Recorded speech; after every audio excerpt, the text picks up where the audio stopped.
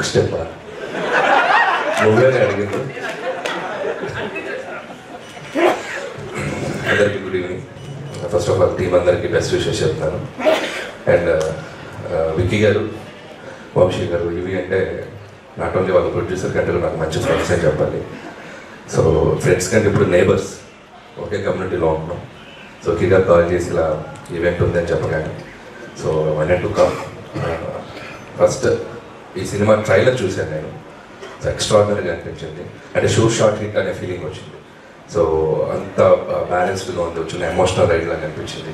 And characters ఇద్దరు, ముఖ్యంగా hero Santosh Shobhan and అమ్మాయి మాన్సా, ఇద్దరు చాలా పర్ఫెక్ట్ పేర్ లాగా అనిపించారు throughout the trailer. And all the best. And Telugu అమ్మాయి చక్కగా తెలుగు మాట్లాడింది. So all the best. ఇదే ఫస్ట్ ఫిల్మ్ చేశారు, second film. Okay. So all the best for your journey. And అలాగే సంతోష్ గురించి ఏం చెప్పాలి, మంచి ఫీచర్స్ ఉన్నాయి, బాగా యాక్ట్ చేస్తాడు, మంచి వాయిస్ ఉంది. సో ఒక హీరోకి కావాల్సిన అన్ని లక్షణాలు ఉండాల్సిన దానికంటే ఎక్కువే ఉన్నాయి.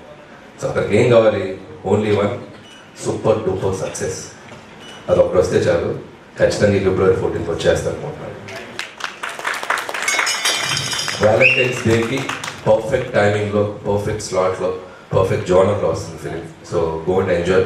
సో ఈ టీం అందరికీ ఒక మంచి సక్సెస్ రావాలి. అండ్ మీరు రిమైనింగ్ టెక్నీషియన్స్ అందరూ, మ్యూజిక్ డైరెక్టర్ ఆదిత్య, అండ్ అలాగే డైరెక్టర్ అశ్విన్, తనకి, అలాగే ప్రొడ్యూసర్స్ మిగతా ధీరజ్ గారు అండ్ అజయ్ గారు అండ్ హూ ఎవర్ ఇన్వాల్వ్ ఉండే అందరికీ నా బెస్ట్ విషయం చెప్తున్నాను. అండ్ ఇంకా ఇక్కడికి వచ్చిన మా ఇద్దరు గెస్ట్లు ఇందాక నుంచి నన్ను బాగా రోస్ట్ చేశారు. సో ఇప్పుడు కూడా వెనక నేను వచ్చే ముందు కూడా రోస్ట్ చేశారు.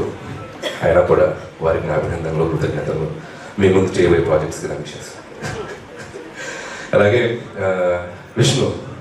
విష్ణు నేను ఇద్దరం కలిసి ఒక కామన్ నెంబర్ తీసుకుందాం అనుకుంటున్నాం, ఒక ఫోన్ నెంబర్.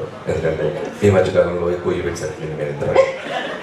సో అయితే విష్ణు వెళ్తాడు, లేదా నేను వెళ్తాను, లేదా ఇద్దరు కలిసి వెళ్తాం. కామన్ వెహికల్ కూడా తీసుకొచ్చాను.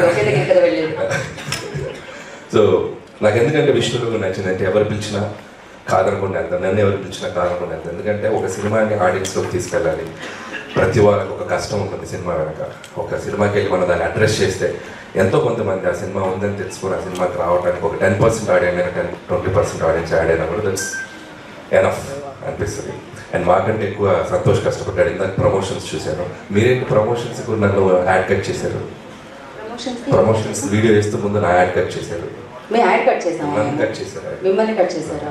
మీరుంటే వేరు కదా. ఓకే, ఎంత కష్టపడ్డారో చూశాను సినిమాని ఆడియన్స్లోకి తీసుకెళ్ళడానికి. And please watch couple friendly on February 14th. And thank you so much. ఇక్కడ రాలేదు మీరు ధీరజ్ గారు, అక్కడ ఆయనకి ఇంకేం మొత్తం బ్యాలెన్స్ లేదుగా, అందరు కవర్ చేశారు. నా పేమెంట్ తప్ప ఇంకేం బ్యాలెన్స్ లేదండి, అన్ని కవర్ చేస్తారు ఆయన. So thank you so much. All the best whole team. Thank you. Anil గారు, మీరు చెప్పండి, మీ జీవితంలో వ్యాలంటైన్స్ డేకి ఉన్న ఇంపార్టెన్స్ ఏంటి? నేను చెప్పడా, కిందే చెప్పడా? అదే చెప్పారు, అదే క్వశ్చన్. సేమ్ మళ్ళీ అడిగిన క్వశ్చన్ రివర్స్ అడుగుతా. వ్యాలంటైన్స్ డేకి మీ జీవితంలో ఉన్న ఇంపార్టెన్స్ ఏంటి? ఇంకా ఎన్నాళ్ళు ఇలా ప్రీ రిలీజ్ ఈవెంట్ చేసుకుంటూ ఇలా ఉండిపోతుంది. కమాన్, నీకోసం సిల్వర్ స్క్రీన్ ఎదురు చూస్తుంది. కమ్, ఒక అద్భుతమైన పాత్ర చేయాల్సిన టైం ఆసనమైంది. కమాన్, ఇంకా ఈ క్వశ్చన్ అడుగుతా ఉన్నాను.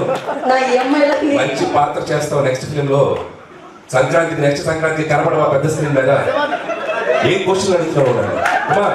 అంటే నాకు ఐదో ఈవెంట్, అందుకనే అర్థం కావట్లేదు. ఇప్పుడు నేను విన్నది నిజం కాదు, నిజమే కదా.